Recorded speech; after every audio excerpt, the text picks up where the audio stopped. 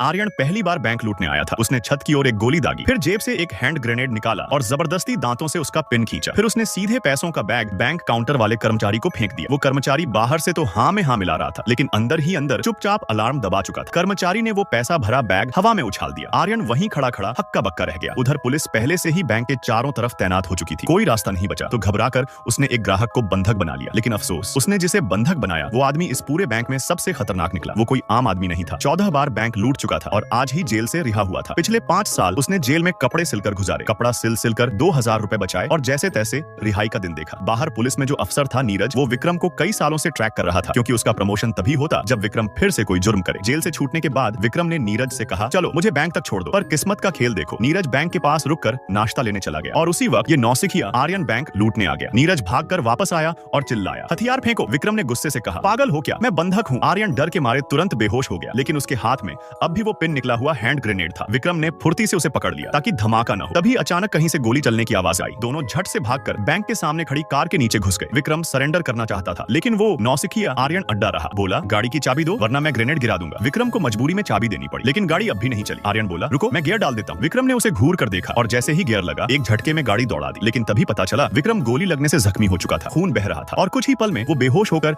आर्यन की गोद में गिर पड़ा। गाड़ी कंट्रोल से बाहर होकर सड़क किनारे एक गहरे गड्ढे में गिर गई। यही हादसा उन्हें पुलिस की पकड़ से बचा गया। गड्ढे से जैसे तैसे आर्यन बाहर निकला। अभी ठीक से खड़ा भी नहीं हो पाया था कि विक्रम उठ खड़ा हुआ और उस पर झपट पड़ा और चिल्लाया, मैंने 5 साल जेल में काटे और अब रिहा होते ही तू मुझे फिर इस मुसीबत में खींच लाया। फिर विक्रम उसे घसीटता हुआ पुलिस स्टेशन ले गया, लेकिन वहां एक और झटका लगा। आर्यन बोला, साहब मुझे तो इसने मजबूर किया था ये सब करने के लिए। और हैरानी की बात, पुलिस ने उसकी बात पर यकीन कर लिया। विक्रम गुस्से से बौखला गया, सीधे पुलिस वाले के मुंह पर घूंसा मारा, पैसों का बैग उठाया और बिना मुड़े सीधा थाने से बाहर निकल गया।